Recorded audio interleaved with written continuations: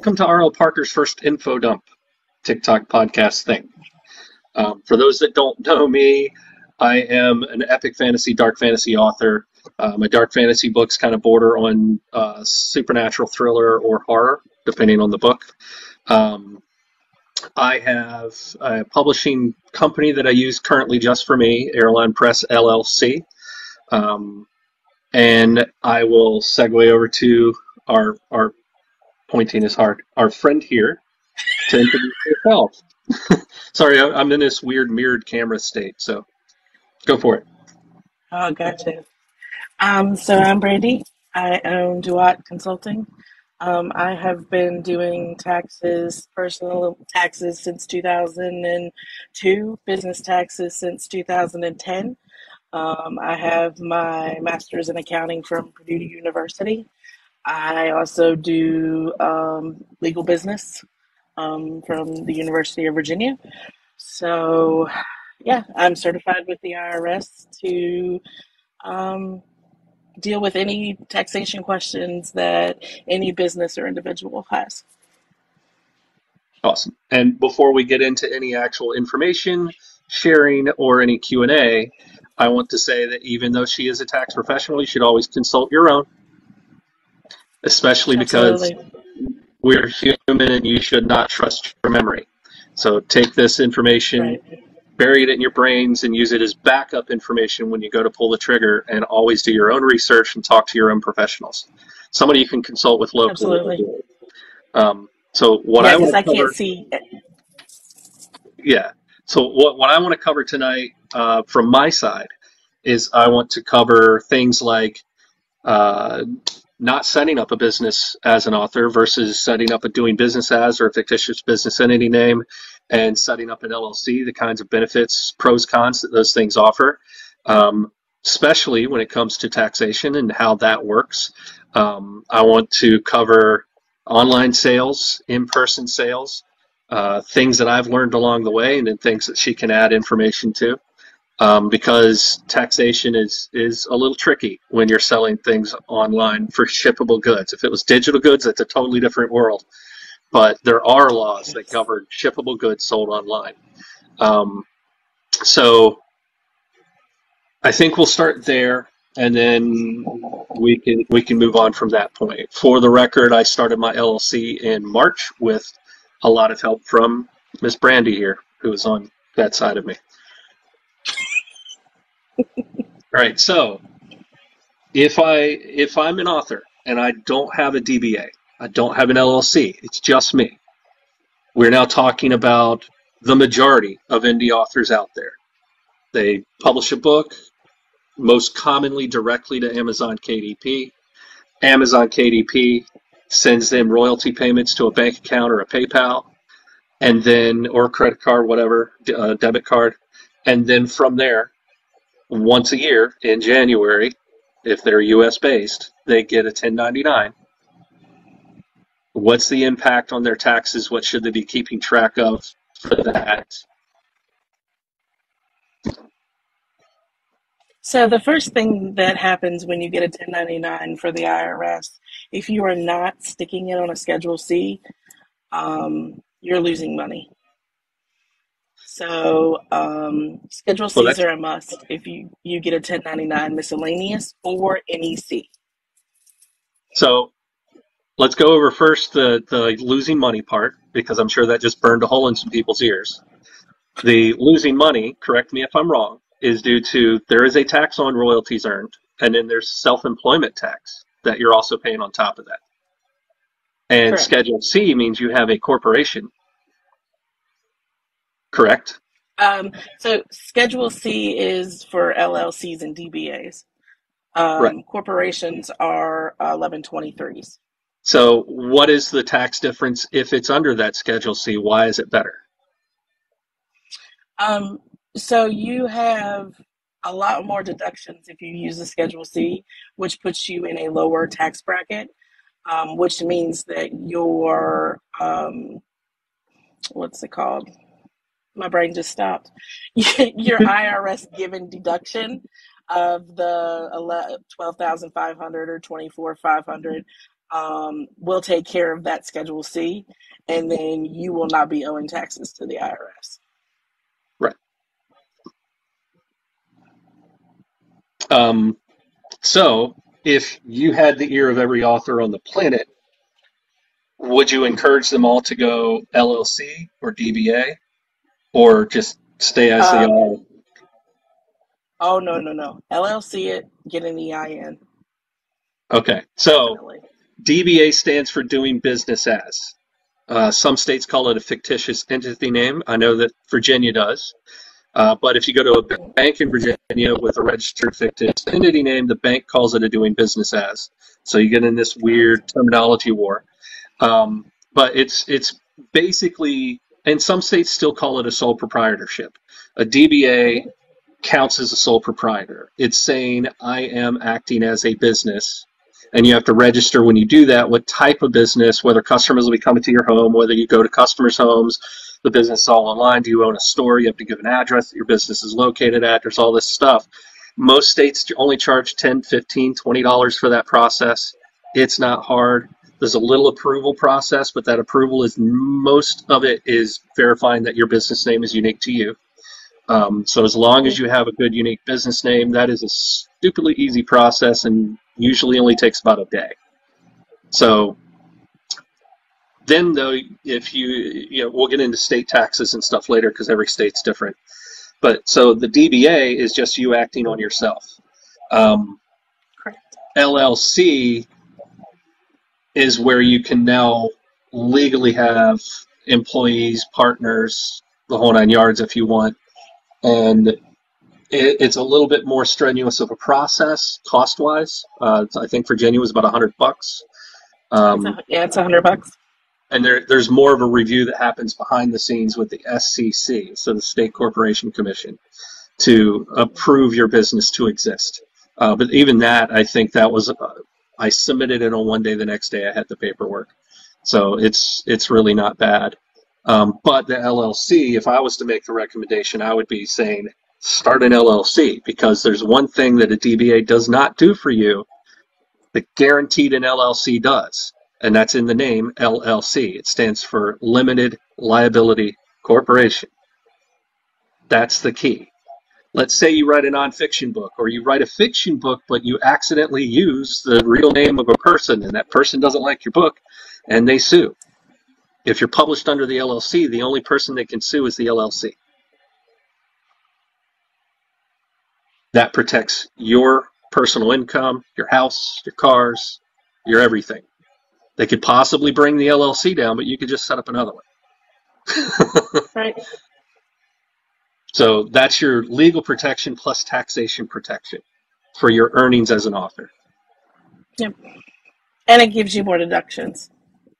You know. And for just you and your wife, if it's author related, then I would say yes, absolutely.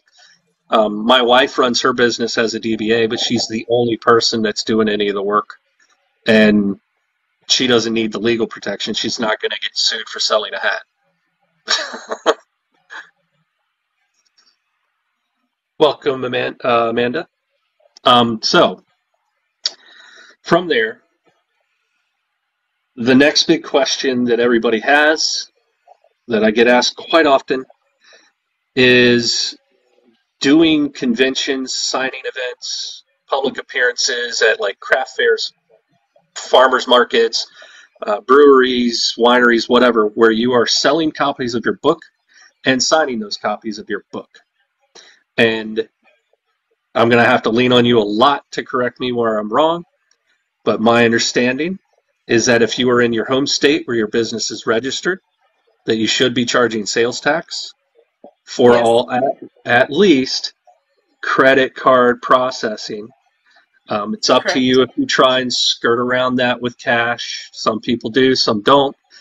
I won't advise either way, but anything you're taking a credit card on in your state of residence where you have your business anchored, you should be charging sales tax, collecting it, and then paying it to your state. You have unless to they know. don't have sales tax. Like Unless they Pennsylvania don't have doesn't have sales sales tax. That's critical in a state like Virginia to keep track of where your show was. because the taxes change in every county. So before you go, if you're using something like Square to process credit card payments, you need to make sure you're looking up what the tax rate is for the county you're standing in when you're at that show and change it in your Square to suit that tax rate, collect the right amount. Because correct me if I'm wrong, but if you collect more taxes than you're supposed to, let's say you collect 10% sales tax on everything you sell, but the county you're in only charges 6.1, you just committed fraud, did you not? Right. So Absolutely. Tax fraud. collect only the taxes that are legitimate for the place you're doing business in, and then pay those to the state promptly. I'll give you another example of taxation as an author. State of Virginia, and every state's going to be different, but the state of Virginia, when you set up that DBA or an LLC and you register with the state tax office, you have to supply your EIN from the federal government and all that, and then they hook it all in. Well, when you do that, because you don't have an established business with them, it's all brand new, you're going to be asked to report your taxes monthly.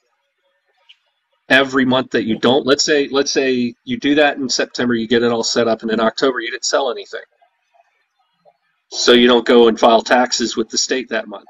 When you go back in November and you made 2 sales or 20 sales, whatever, you're going to have a $10 penalty for not filing your October taxes, even though you didn't sell anything. Yep. You have to at least go to the site and say, no sales, submit every month. They get their money one way or the other. Yep.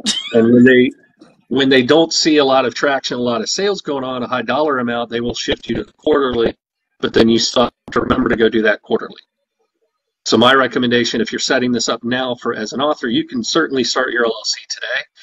Don't do your state tax filing account until like the day before you're going to do a show where you're going to sell stuff in person. Save yourself the hassle. And then put it on your phone to make sure you go in there and put the sales tax in every month.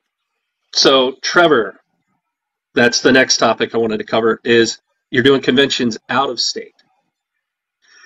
That's when you fall into this really hard to track, especially online, situation called tax nexus. Every state has their own qualifiers. I looked up Kentucky most recently, so I'll tell you Kentucky's. I'm a Virginia resident. My business is anchored in Virginia.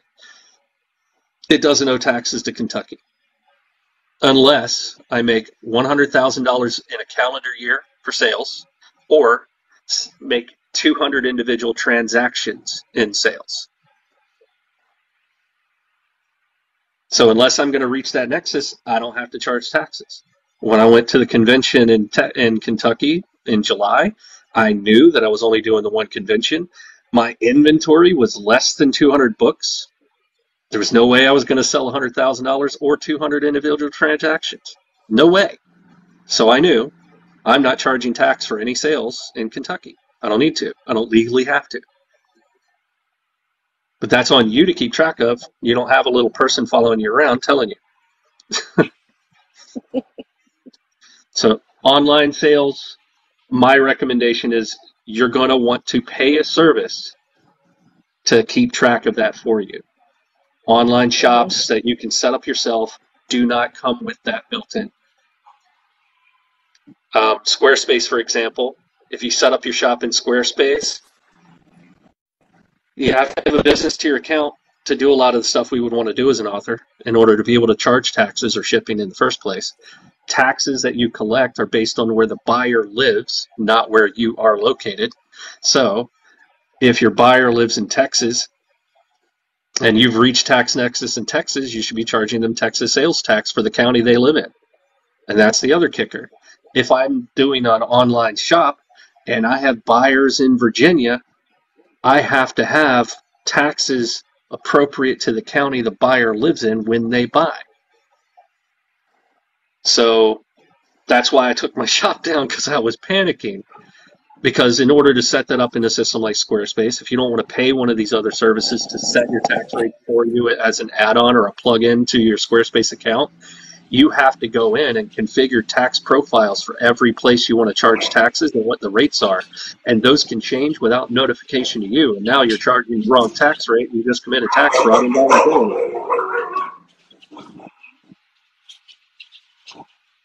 So in an ideal world, you're a small-time author, you don't sell a crap load in a single location, and you sell only outside of your state online and never ship to a foreign country, and then you'll never have to charge taxes. Pretty much.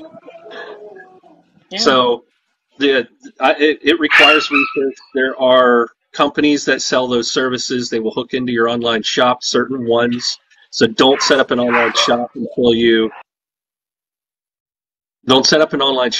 do the research on taxes.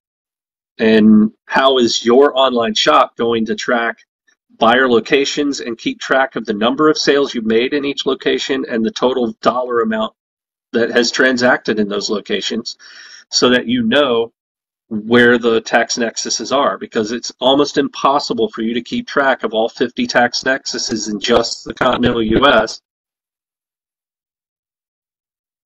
Some places are higher, some are lower. So you really have to look into it. Some of them only have a dollar amount, some only have individual transaction amount. I've looked up a few dozen. I have not looked up all 50. There may indeed be a state out there somewhere that says you're automatically tax nexus. You always have to pay. I know 2 provinces in Canada. You have to convey all taxes to those provinces on every online sale that's destined to somebody that lives in that province or a business that lives in that province. They have no nexus. It's automatic.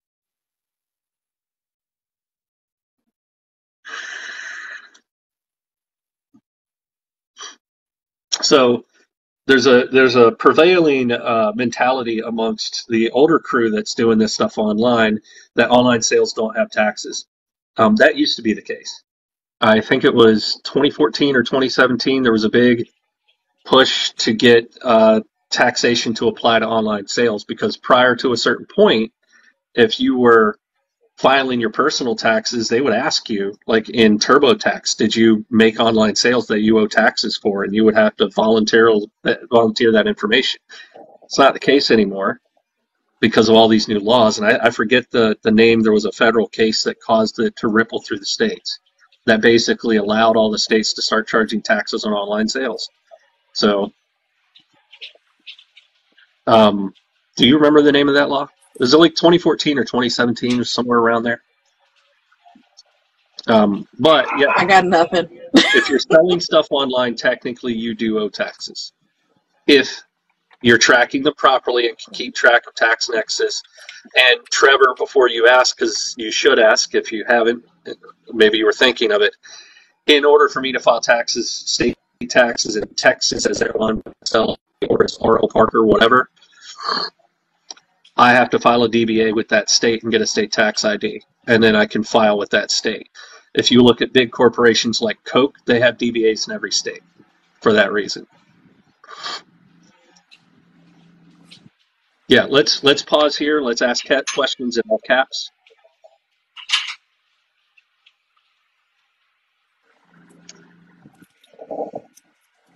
Sorry if I go quiet. My huskies, you know how they do. Yep. I'm drinking Mio water for anybody interested. Iced tea. It's Mio iced tea. I can't have the sugars, so I can't have the sweet tea that I grew up with. If I stay below the nexus for that state, I never have to worry about it. Correct. That's why I made the joke about if you are a small enough author that you always sell below the nexus at everywhere. Like if you know for sure, I'm not going to be selling more than 20, 30 books per state in a whole year. There's no way. Then, yeah. If you are below tax threshold on SSI, I don't know what that means. What does getting an LLC change? Oh, okay. So if you're below tax threshold, you're below the poverty line, and you wouldn't owe federal taxes. What does an LLC get you? Well, it gets you legal protection, bare minimum. And also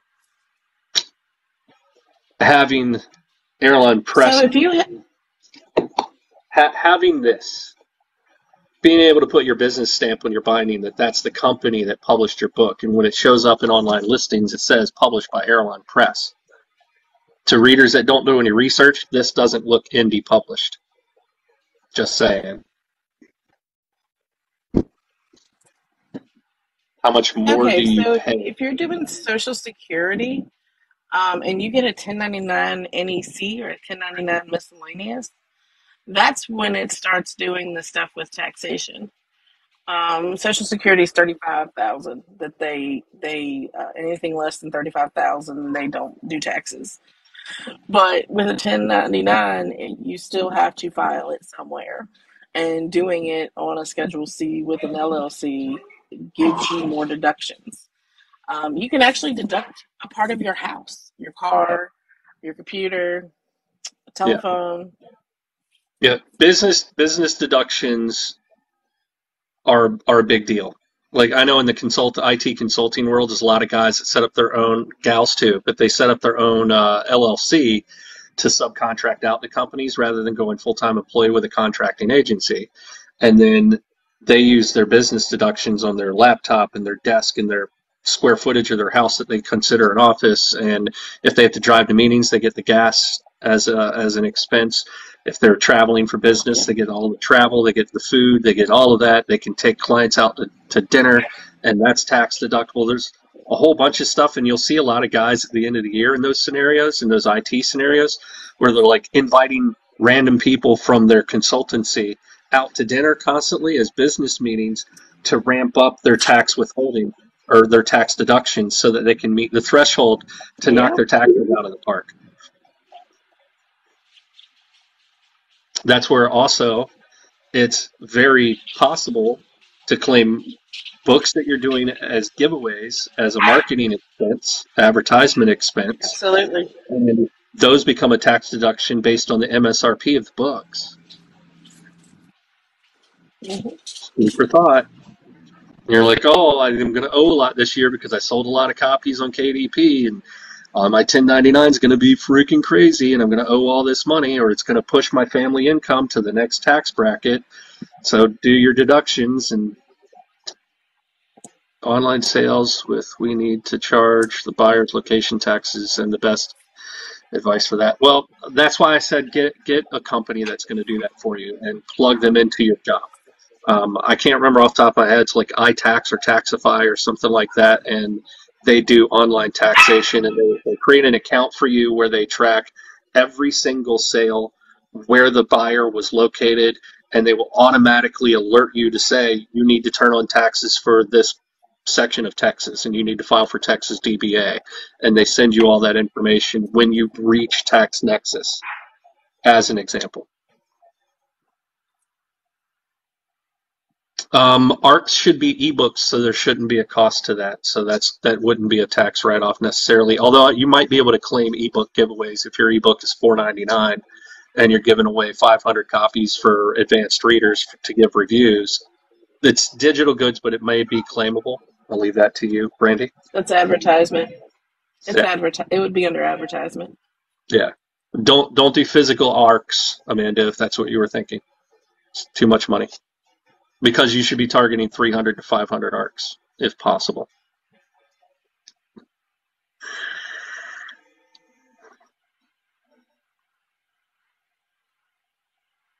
But also, let's another advantage to LLCs. Let's say I'm going out to hire a cover artist. That's consulting. I hire a consultant Yeah, to work for me. I issue a 1099 to them for what I paid. absolutely. Tax write-off for me. Anything over $600. I go and I pay an editor. Again, I'm 1099ing that editor for their contract work to me. That keeps going over and over and over and over. Do you see how this is going to help you, Jane, who just founded an LLC?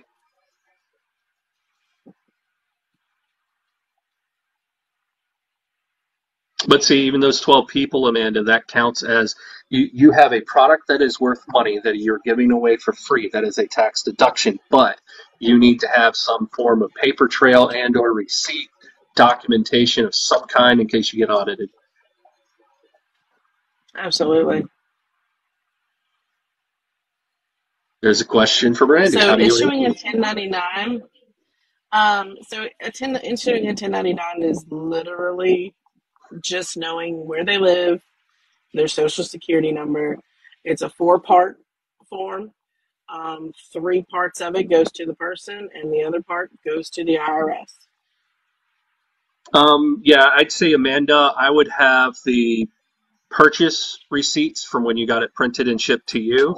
I would have some form of documentation as to the MSRP, the real value of the items, and the shipping info. And if you bundled that together as a transaction, then you could say, yep, this was a marketing expense tax write-off. I've been very lax on doing that myself, but in this next printing phase I'm going to keep perfect track. You have Yeah, to you have don't it. have to use an address. You can Well, put it in a PO box. well, with an LLC, to register your LLC, you have to have a physical address, but you can provide a PO box as the public address of the business.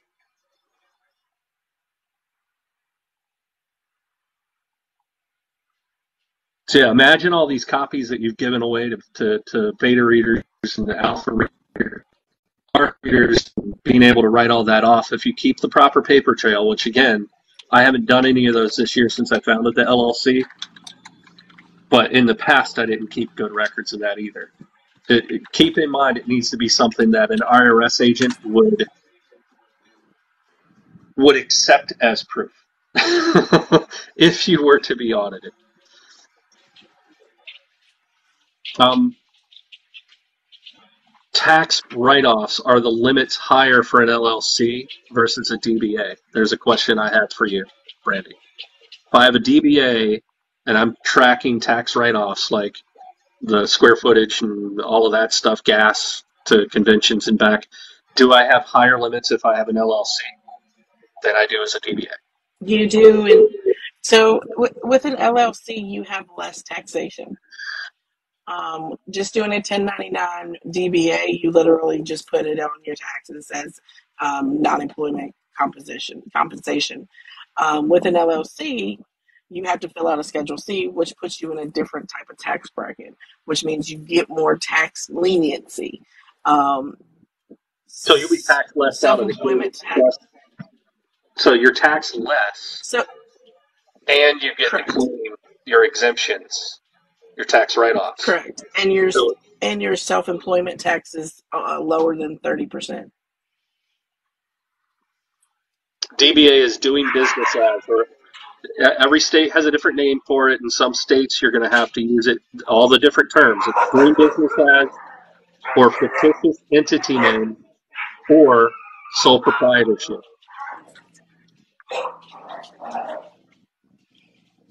They're all the Yeah, same most of the thing. time they call it a fictitious name.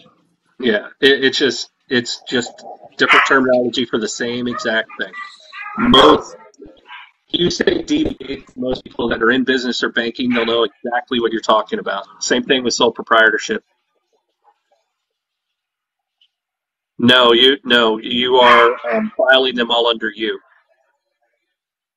So that's what she meant by Schedule C. So if you aren't an LLC, if you're a doing business as, or you are don't have a business registered at all, and you're just letting the royalty payments come to you as a person from Amazon, for example, you are filing on your personal taxes. It's merged with your personal.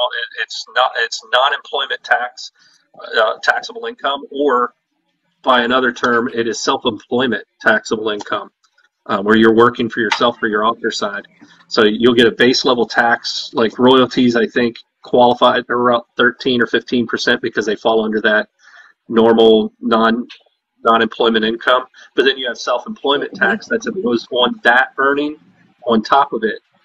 And then that also will merge with your family income. Like in our situation, my wife has a doing business as for KP Knitcraft.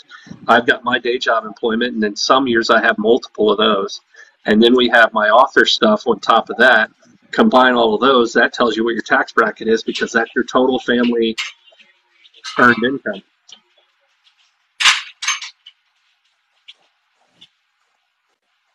I would recommend literally every author start an LLC. I honestly don't see a justification for not doing it unless you can't drum up $100. Unless you live in Massachusetts and it's $500. Yeah, yeah.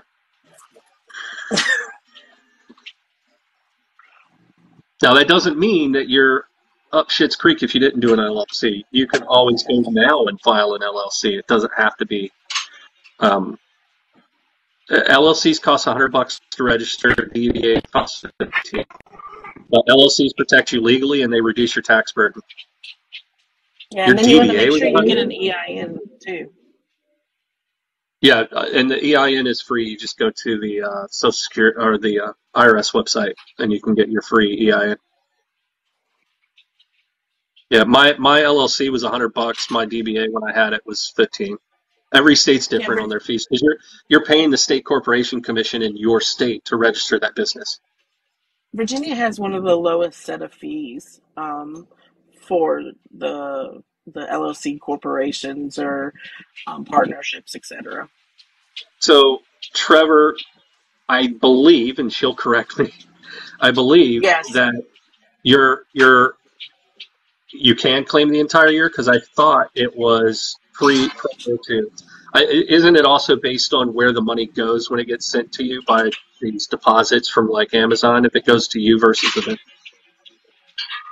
So, starting the LLC now, um, are you using an EIN number or are you using your social security number?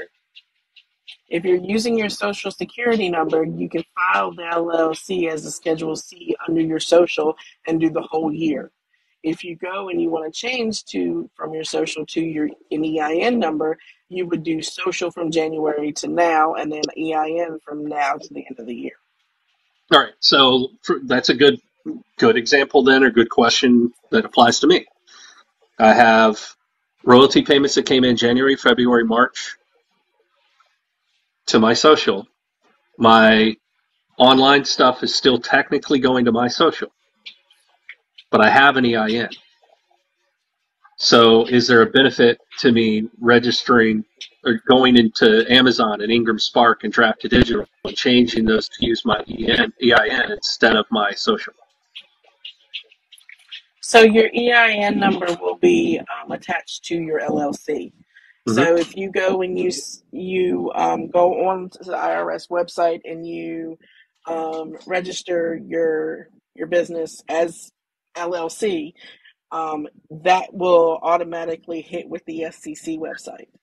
If you do just your social security number and you don't do the LLC, then it doesn't fit in. It doesn't match up. But in order to do the Schedule C to get the lower taxes, I want it going to the LLC. I want those payments going to the LLC, not me. Correct? Correct. All right. So Correct. that's online work I need to do to change that. Correct. Yeah, you want You can, everything in the EIN number of the LLC. yeah, and you can have an EIN with a doing business as or a sole proprietorship. Yes, you can. Yep, absolutely. Um, yeah, it's legal protection, the ability to contract out work and file 1099s also comes with the LLC. I believe you can do some of that with the DBA, but there might be limits. I'm not sure. And then lower taxation with the LLC. Uh, It also Technically, if you were doing that, Jane, that would be you have an LLC, you have an EIN for your LLC, you file a doing business as for this one example reason. Let's say your business is Airline Press LLC, but you wanted to be able to legally do business as just Airline Press without having to include LLC in the name. You could file a DBA with Airline Press being a fictitious entity name for Airline Press LLC.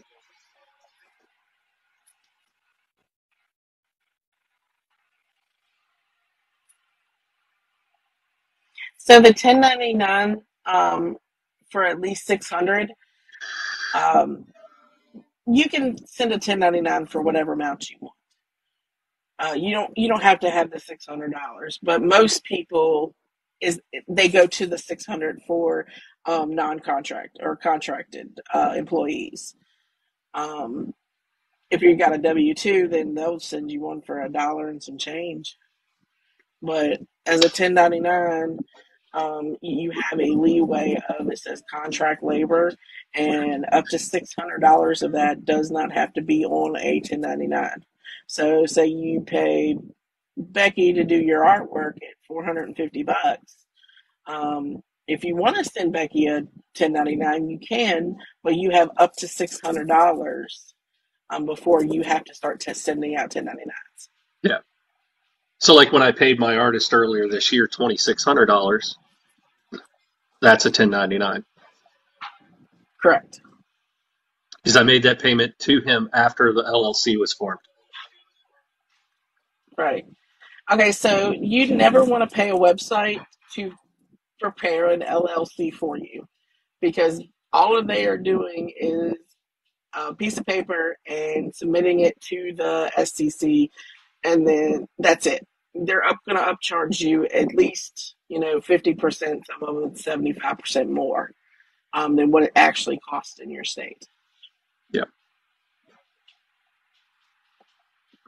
There is some convenience that can come from those services, but you have to weigh is the money worth the convenience, right? Filing it there and then doing the multiple listings and whatever else might be needed in your state could be cheaper because it saved you time. And it's going to be based on the fees they're charging versus the fees your state charges and how much time, or if you're just fearful that you're not going to do it right.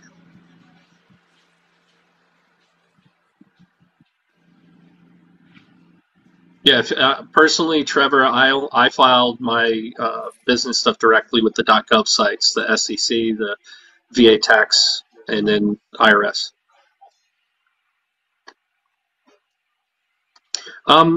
That's a good question. I believe it's for you doing that. It's more so that you can claim it as a write-off that you paid contract workers.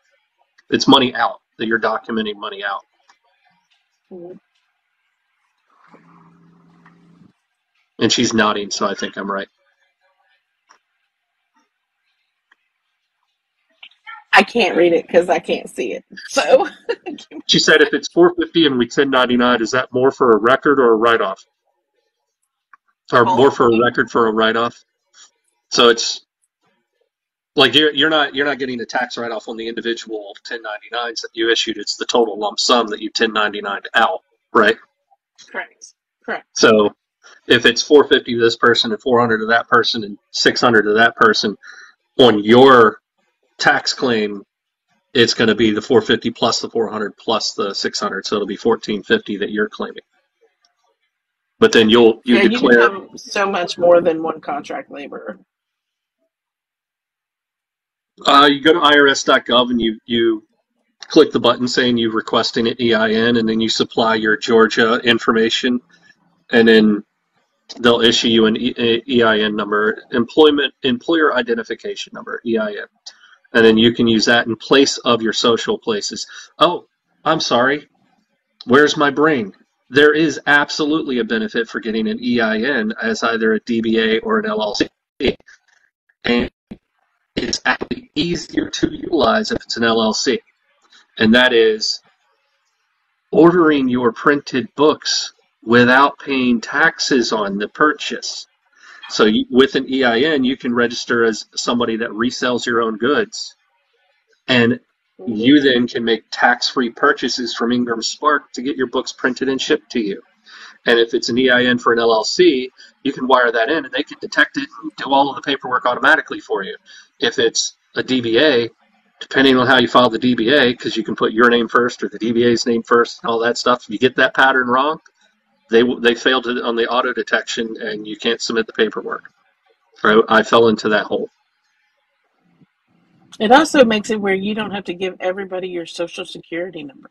Correct. You can give your EIN and you're protected from your social getting out there into the wild. So yeah, I need to put my EIN on all these sites that I'm distributing through.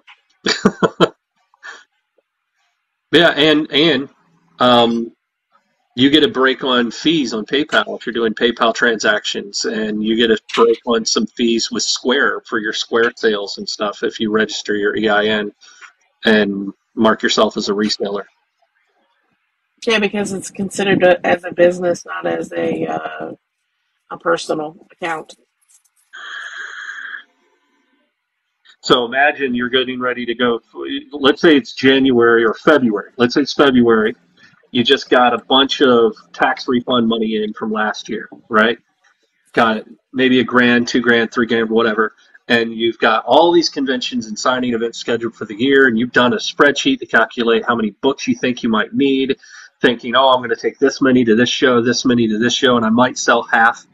And so you calculate over the course of the year, I'm going to need this many books total. And you go to Ingram Spark, for example, and you place a big order for 200 books. Now imagine not having to pay taxes on that order. That could save you 50, 60, 70, 80, 100 bucks, whatever the fee is, depending on the size of your order. And then on top of it, that's easier to say, okay, since I'm saving all that, maybe I'll do upgraded shipping, or maybe I'll do express printing, or just save the money. So you No, would want to do the LLC first and then the yeah, she EIN has an because LLC. for Dakota? Uh, no, well, okay, I'm sorry, you're answering a different question. Yeah, you use your LLC information to get your EIN. Same thing with the DBA. You can get an EIN with a DBA, but you have to have the DBA first. And then Jane asked, so I registered for an LLC, but that does or doesn't come with an EIN. The EIN you request from the It IRS, doesn't.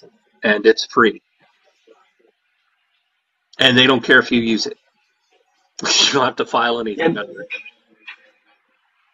that's just the second part of the LLC, Yeah. and it's the free part.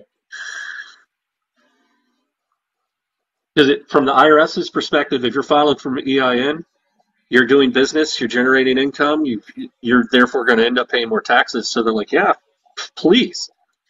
Hell yeah, file for an EIN. I got you. Hmm. I do believe the site goes down on the weekends and after 9 o'clock. Yeah, we had that They problem one used to. night when I was on a video call with you. Mhm. They do shut it down so people are not like midnight making up a business randomly filing for EIN numbers. The other thing that the other thing I would recommend that I'm going to be taking advantage of this next year, now that I have my LLC and I'm starting to figure out all these things I need to go and update and all of these differences and how I'm going to be doing business with an LLC versus how I was able to just willy-nilly do it before. Get somebody to prepare your taxes for you. Make that part of your business expenses. You can claim that also as a deduction. So take advantage of that. Don't use TurboTax to file your personal income. Say you have a day job and or your spouse has a day job and maybe your spouse does extra work on the side and earns extra income and then you've got this author income. Don't merge all that together into TurboTax. Go to a tax professional, let them help you break it down and get your exemptions and your write-offs and make sure you're covering everything. Honestly, Jane, I was thinking about doing one next month or in a couple of weeks for going wide. And why I think you should do that right off the bat and not go Amazon exclusive.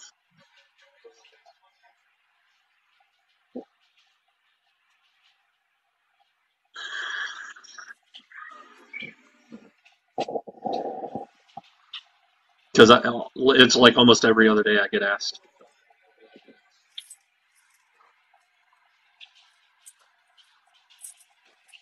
Do we have any other business or tax questions? Oh, I can't teach marketing. I don't know it. I know how to put on a good public image for my business and make it look slick and snazzy. Brand building I could do, but marketing is a gamble, and it's so luck based.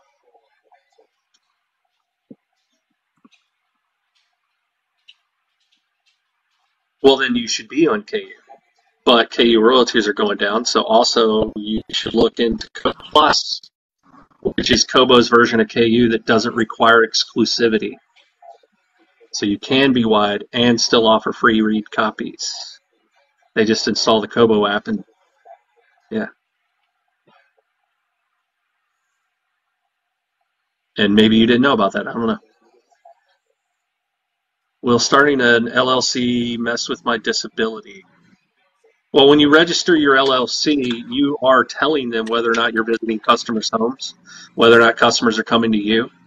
And in both cases, you're going to say no because you're an author and you're selling stuff online, right?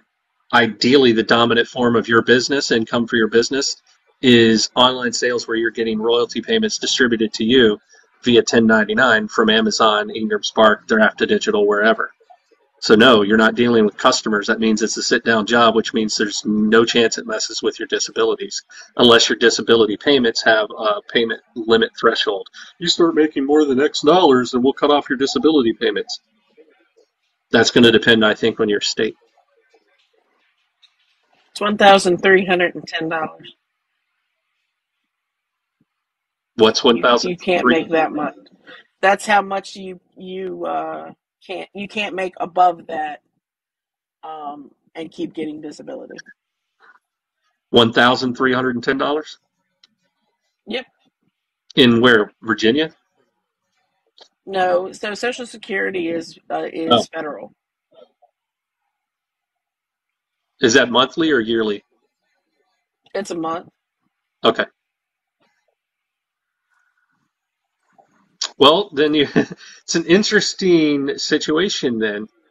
If you have a disability and you write a book and you put it out there, you may have to be quick on the trigger if your book goes viral to pull it offline or to dip your price and make the ebook 99 cents or make the ebook free or something if you think you're going to pass that threshold.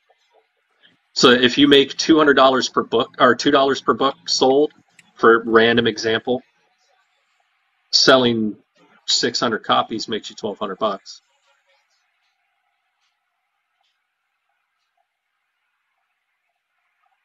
But the hope would be that if you are breaching those thresholds, then you necessarily wouldn't.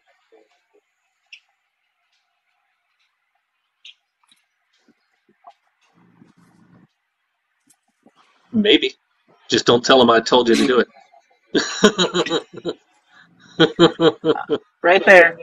There are loopholes for almost everything. You just have to be careful with which ones you choose to use and how you document it or don't.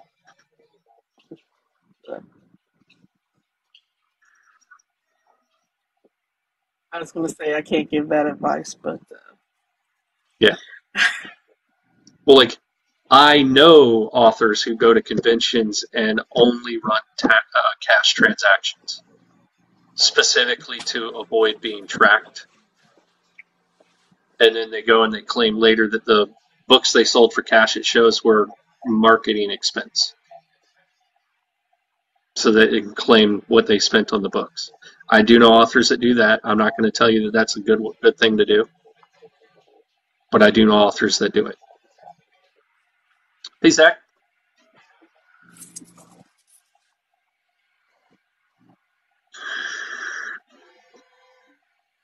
But let's be clear, is that once you hit a certain point where you're making so much that you would breach Social Security or whatever, or go over your disability limitations, you got to look at what's happening, because if it could be that you could make enough money where it doesn't matter that you lost that income. It's going to depend on how your sales are really going. If it's a temporary trend, it could be a problem. But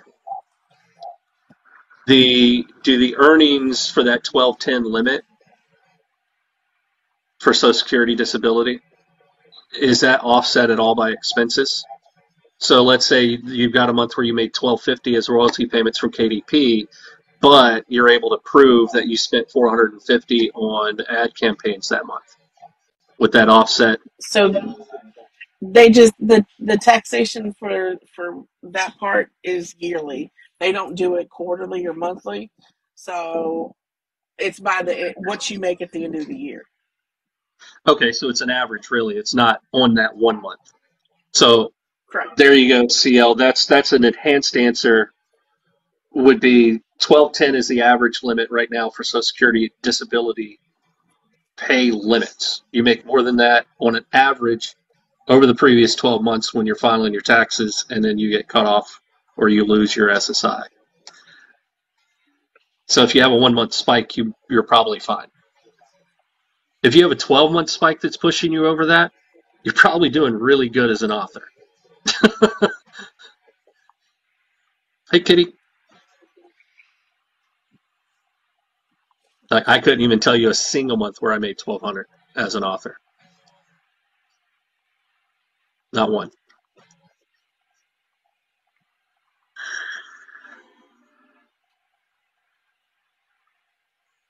I have made 800 in a month, but that was with physical shows. Oh, that's fine. This is a author business and taxation conversation for the benefit of the authors. You're welcome to listen in. We're almost done.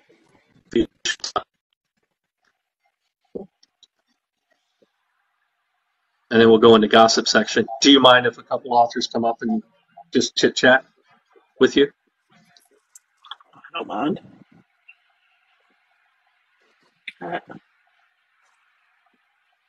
If anybody wants to come up and ask more questions and maybe thank her for showing up, then hit the little button.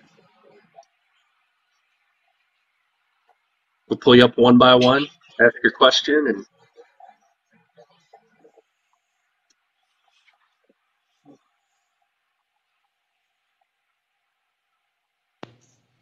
Hurry up. welcome, Shay. Hi. Thanks for all of the excellent information. I actually, in the talk earlier, you guys reminded me that I forgot to pay, or I forgot to click my quarterly, my little, for my state tax. Yep. So I got that fee you were talking about. I was like, Yep. Yeah, yeah, don't be late. my first year running the doing business as I completely spaced on it for like 9 months, and I ended up paying $90 in fees. Oh, $90, that's not so bad. I only missed it by like a month, and it was like $50. It was like, at least you didn't have to pay that for every month. Uh, yeah, Tricia, let's say you have a DBA. So this was my scenario this year. You have a DBA with an EIN. You switch to an LLC. So you're going to go to your state tax department and you're going to click the little button when you log in that says close this business. So that's done. And then you file the new IRS listing for your new LLC.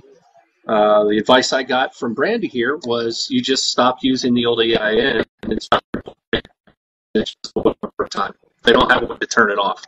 So you just transition to using your new EIN. But yes, you would get a new one because your old one directly is pinned to your DBA, not your LLC.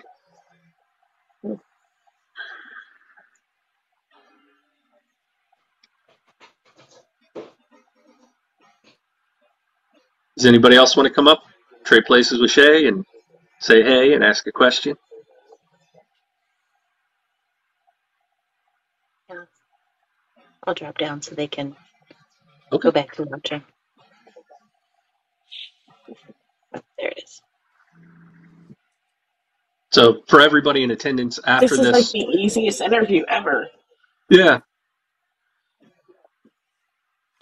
After this is over, I'm actually going to close this down and try downloading the video.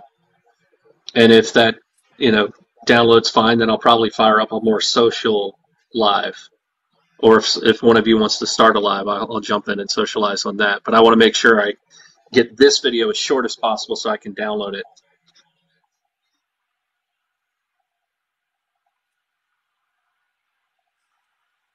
So how about I recap and then I'm gonna go pop some popcorn. Do it. So basically, when you start out or right now where you're at, your best option is to LLC your company. You are going to get tax deductions. You are going to be able to do contracting wages, and you are going to have a less impact of a self-employment tax. With your LLC, you are going to want to do an EIN number for that LLC. This will tie your to the IRS.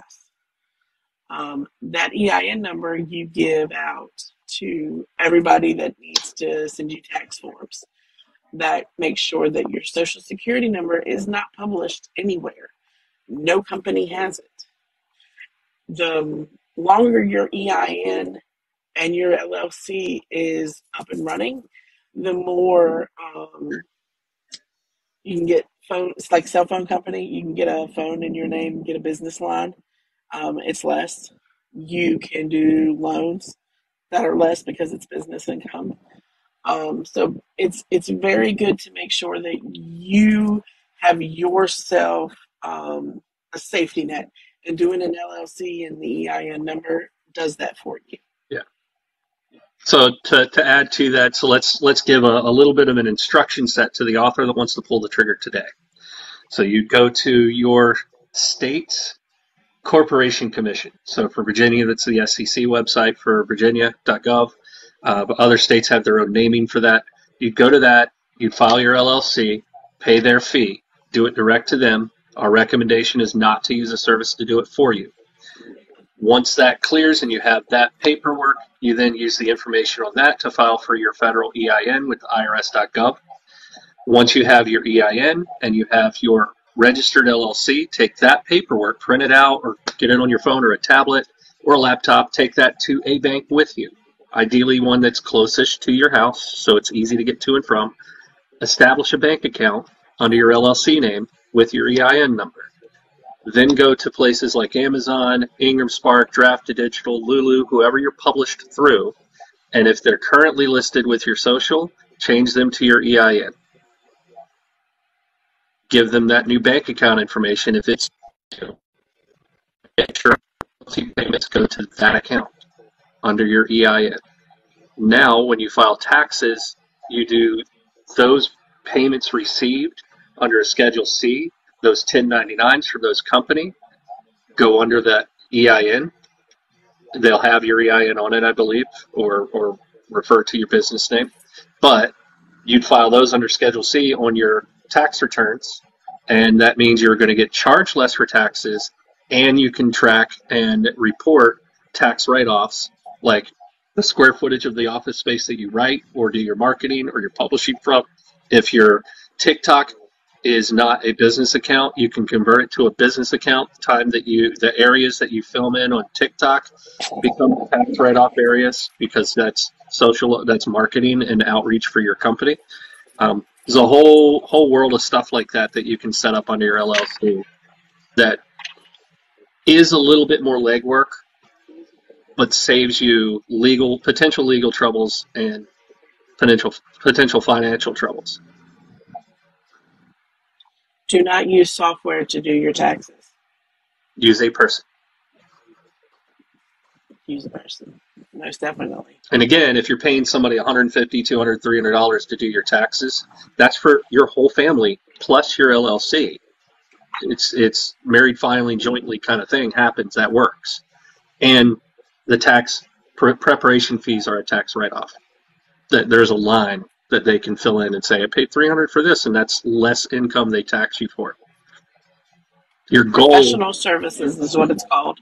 Yeah, your goal is to get as many write-offs as possible to effectively negate your taxes due as your LLC self as an author. And trust me, we have enough expenses to justify that, and to completely wipe it out, you never owe taxes for being an author. You pay for artwork, you pay for cover art, you pay for publishing fees, hosting fees, you buy copies, all of those expenses. You give things away for marketing, you do giveaways, all of that. You travel to a convention, all your gas to and from, your food while you're there, your entry fee to the convention, all expenses that you can write off. And what basically it's just those write-offs just reduce your taxable income as that business.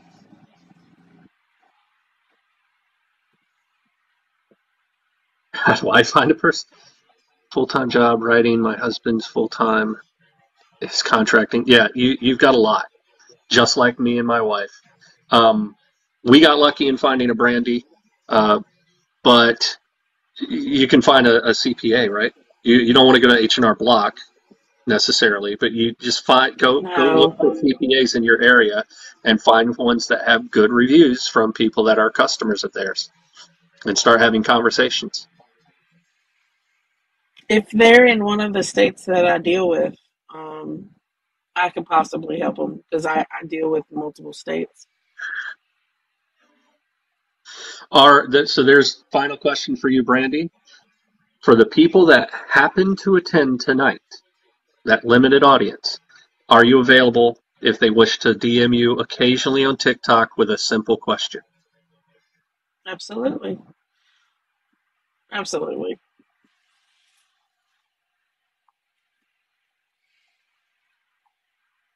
Do you deal with Georgia, Nevada? What states do you service? They're all asking.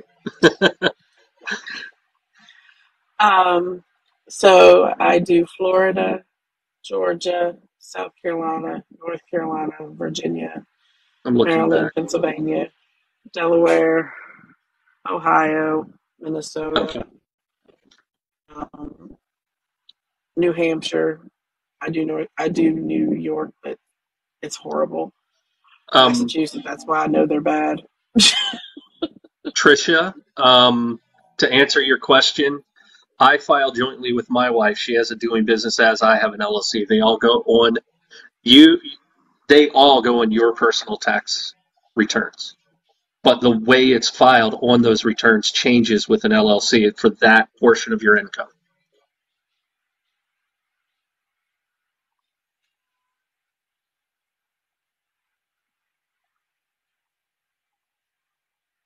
And Jane says, yes, I heard North Carolina.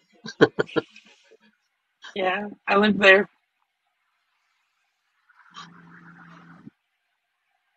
You have a property So in North Carolina, don't you? I do. Yeah, sure do. Federal is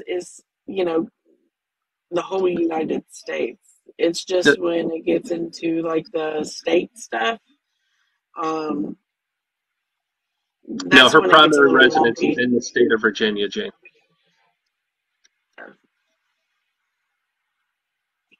I just happen to have a house down there. Which she can travel to tax free. What is it, 3 times a year? A tax write off to travel there and inspect your property? I don't know. I never go down there. I believe it is, and that would give you a free trip to North Carolina anytime you want it. And yes, Yeah, I thank moved back you. for a reason. Thank you for coming in tonight and talking to all of these people about things they need to know. This is all Absolutely. stuff that nobody tells authors that you stumble on and it terrifies you and you panic attacks that you're going to get audited and it hits all of us eventually. So it's good to have these conversations now. Some of the people in chat have never published yet, but have books. So it is a good time to hear these things and course correct and get your stuff in gear. Plus, how awesome would it be, Shay, for example, when you go out to publish your first book, finally pull the trigger next year in 2024, and it's under a publishing company name that you created and manage and run. How awesome is that going to be instead of it being on Amazon and showing up as independently published or published by Amazon? I can tell you it feels great, at least from my end.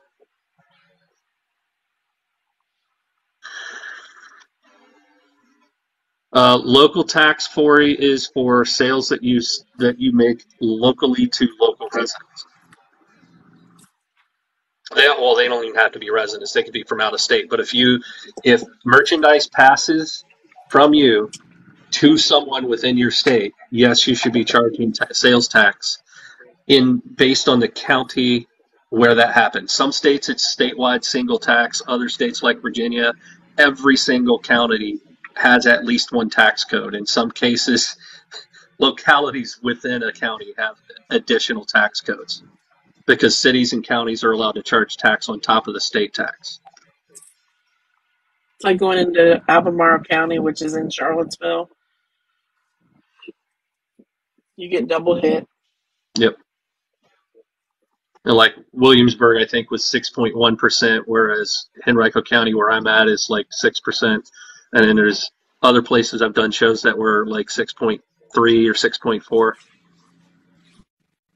Yeah. So you combine those, and that's the taxes you should be charging. And if you're doing transactions like that on Square, which I highly recommend, I don't have the device next to me, but one final thing: if you're going to do in-person events and do credit cards, if you're going to use somebody other than Square, do a crap load of research.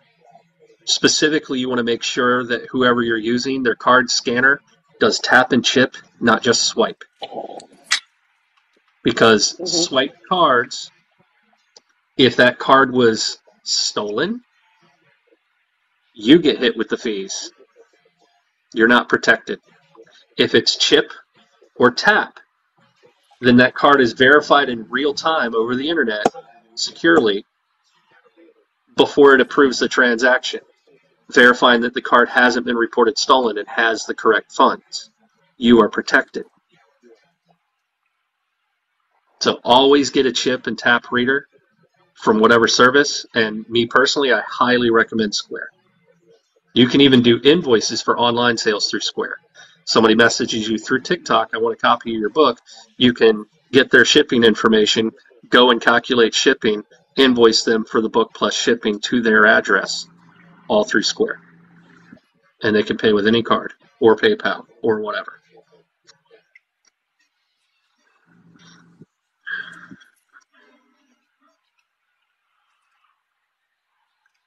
All right, I think it's time to cut off the official time on this. I'm going to try and download the video and then reemerge for social hour. Thank you again, Brandy. You're our hero. Absolutely. Anytime. Thank you all for coming. Make sure hopefully you took notes, and make sure, again, if you share this information with other people, encourage them to talk to a tax professional themselves. Get advice from a legal professional who is willing to put their name on the line when it comes time to file your taxes.